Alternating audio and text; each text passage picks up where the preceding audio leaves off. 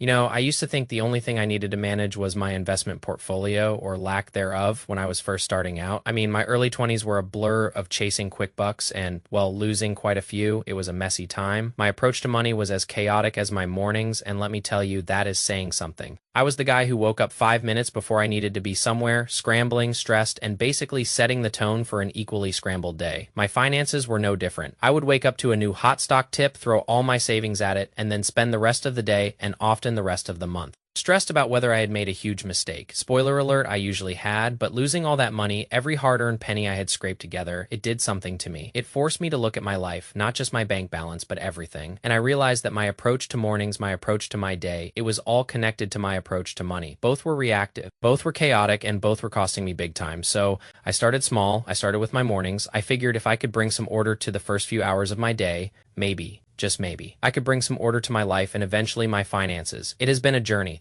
let me tell you, and I am still no guru, but these past 4 or 5 years, they have taught me a lot. Not just about avoiding investment pitfalls, but about how to build a life that feels a little less like a daily scramble and a little more like, well, something I am in control of. So here are some morning habits I have picked up. They have not just made my life more productive, they have made it happier and healthier too. And I truly believe that is the real wealth we should all be chasing. Now, I am not going to sit here and pretend I have some sort of perfectly choreographed morning routine, like a robot, every single day. That is just not me. Life happens. Sometimes you have got more on your plate. Sometimes you hit snooze one too many times. Sometimes you just have a morning where everything feels like it is going wrong. I am still a regular guy, and I am still making mistakes, both in life and occasionally. In my approach to investing, though, thankfully, those big dumb money losing ones are mostly behind me, but these are the general principles that I try to stick to. They are the scaffolding for a better day, and frankly, a better me. The first and perhaps most crucial thing I have learned is the importance of a buffer period in the morning. Seriously, if you take one thing away from this, make it this. You need at least an hour from the moment you wake up until you have to deal with any obligations, and those obligations can be anything. It could be work, it could be school, it could be getting the kids ready, or even just a super important meeting online. Whatever it is, give yourself that hour. I used to be the guy who would wake up at 7:50 for an 8 a.m. meeting. You can imagine the stress. It was a mad dash, a chaotic scramble, and I would arrive at my desk, heart pounding, mind racing, already feeling behind. It is like starting a race 100 meters behind the starting line. You are immediately playing catch up. And that is a terrible way to begin anything, especially your day. That kind of morning sets you up to be reactive, not proactive. You are constantly responding to external pressures instead of setting your own pace. And believe me, that reactive mindset spills over into everything else. It is how I used to approach my investments. I would react to market noise, to a trending stock,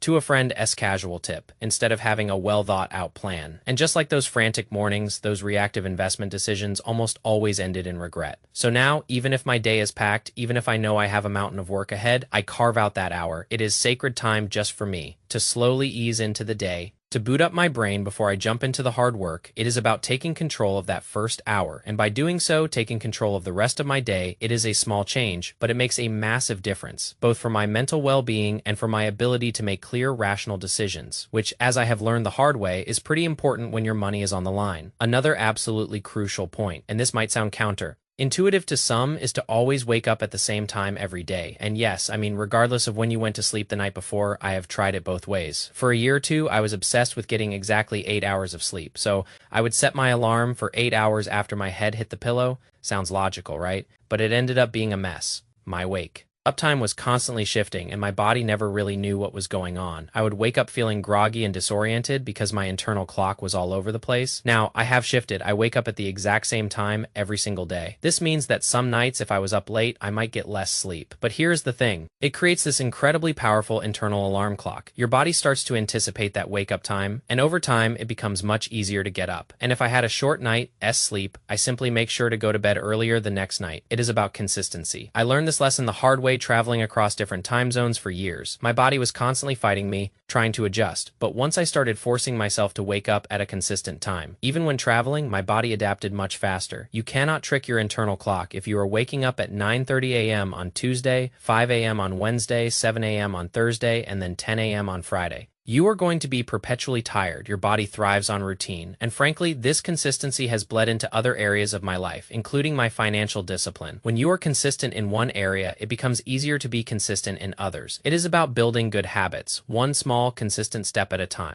And as someone who once had zero financial discipline, I can tell you consistency is key to not making dumb money moves. It also helps you avoid accidentally sleeping in, which, let us be honest, we all do sometimes when our schedule is all over the place. Now, before I dive into a few more habits I have developed, I want to quickly tell you about the sponsor of today's video, Wealthfront Look. When I first started out, investing was this big, scary, complicated thing. I wished I had something like Wealthfront back then. It is an automated investing platform. So if you are, like I was, wanting to invest but having no clue where to start, or if you just do not want to spend all your free time managing your investments, Wealthfront could be your answer. Investing can be confusing and time-consuming, but Wealthfront makes the process seamless. They allow you to passively invest in the markets with a diversified, customizable portfolio. It is designed to help you achieve your financial goals without you having to become a stock market wizard. One of the things I really appreciate about Wealthfront is their low fee structure. Traditional financial advisors, the fancy ones, can often charge 1% or more as a management fee. Wealthfront keeps costs affordable at a minimal 0.25%. To put that in perspective, if you invested $10,000, your monthly management fee would be around $2.12. That is pretty significant, especially when you combine it with the money they can save you through tax loss harvesting. It is genuinely a great deal for anyone looking to get started or just simplify their investing right now.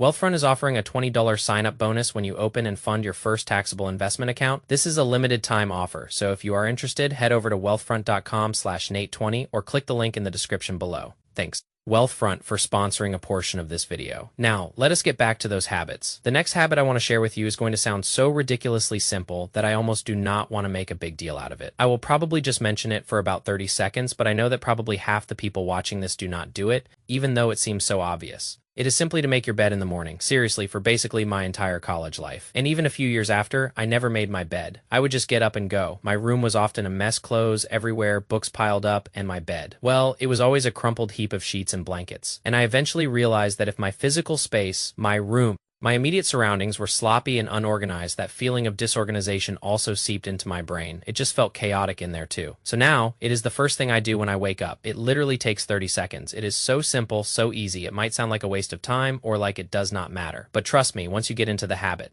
you will see how much clarity it brings. It is a tiny win to start your day. It is one small thing that is immediately put in order, and that sets a precedent for the rest of your day. It goes beyond just morning routines. Really, it is about keeping things around you clean and organized. There is a reason why in the military they make you do things like make your bed. It is about instilling discipline and order. If you can control the small things, it helps you control the bigger things, and for someone like me who used to make big, impulsive, messy financial decisions, bringing order to the small things has been surprisingly powerful. It is a simple way to tell your brain and yourself, I am in control here. This next one is also going to sound pretty obvious, but I can almost guarantee that most people are not doing it. I look at a lot of my friends, and I do not want to sound self-righteous or anything, but I see them making this mistake pretty consistently. The thing I do every morning right after I make my bed is drink a very large glass of water. Obvious, right? But trust me, people do not do this. I have seen so many friends wake up, immediately grab a couple of cups of coffee, and then it is 2 or 3 in the afternoon, and they still have not had any water. And you have to realize every time we breathe, we are exhaling moisture, we are losing water, and our bodies are 70% water. When you sleep for 8 hours, which is a third of your day, you are constantly exhaling, constantly losing water. So when we wake up in the morning, we are usually pretty dehydrated. If you are not hydrating as soon as you wake up, you are essentially setting yourself up for failure, for brain fog, for sluggishness. I drink about 32 ounces of water in that first hour buffer period. I honestly think it is better than coffee. It is better than almost anything else to kickstart your system. It rehydrates your brain, your muscles, everything. It is like giving your body a fresh start. And just like making your bed, it is a small proactive step that has a big impact on how you feel and how well you can function. When your body is properly hydrated, your brain works better, your energy levels are more stable, and you are just generally more capable of tackling whatever the day throws at you. And for me, that means making smarter decisions, not just about my day, but also about my money. Hydration is a simple investment in yourself that pays huge dividends. Next up, I journal. Now, you do not have to spend hours doing this. If you watch my journaling video from a couple of years ago, you know I have been doing this for almost 10 years now, and it only takes me about 2 to 3 minutes a day. It is really not much,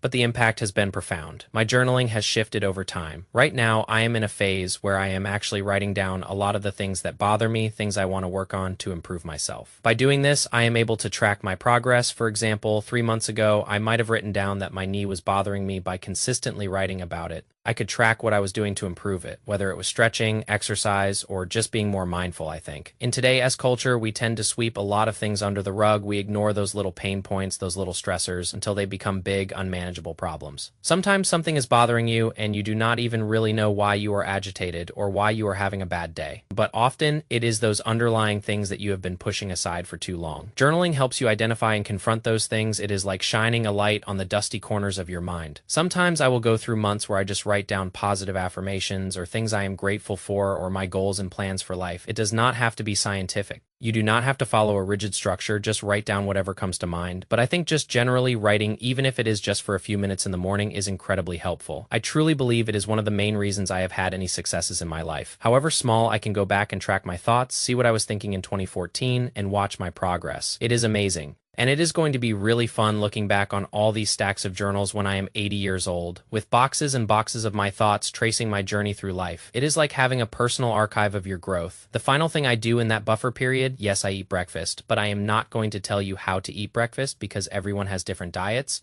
And everyone seems to be an expert nutritionist these days. You eat whatever works for you. I eat breakfast. Some people do not. Some people do intermittent fasting, whatever. That is totally up to you. I am not getting into diet. I have mentioned diet before, and people just get weird with it. Everyone has the best diet. Apparently, the thing I really do focus on, besides just eating breakfast, which I do think is important for me, is some type of meditation and crucially getting outside. This also does not take much time. If you watch my meditation video from last August, you will know I talked about my practices and the benefits. I like to do this outdoors unless it is freezing cold outside. It takes 10, maybe 15 minutes depending on how I am feeling, but just getting outside and doing something, even if it is just sitting still. Look, I am not a morning exercise person. I have friends who run marathons before the sun comes up. That is great for them. But that is not me. I prefer to work out later in the afternoon. And I do not feel like I have to conform to that idea that I need to be some sort of early morning fitness fanatic to have a happy, healthy, or successful life. The key is to be proactive, not reactive, in your day. To create that buffer period, that dedicated time for yourself, it is absolutely crucial. These habits, from giving myself that buffer to consistent wake-up times, to making my bed, drinking water, journaling, and getting some fresh air, they are all small pieces of a larger puzzle. They are all ways of investing in myself, of taking control of my time, my energy, and ultimately my life. And I have found that when I am in control of these small daily things, it makes me feel more confident and capable in other areas, including managing my finances. I am no longer that kid who blindly threw money at whatever sounded good. I am more thoughtful, more disciplined, and more patient.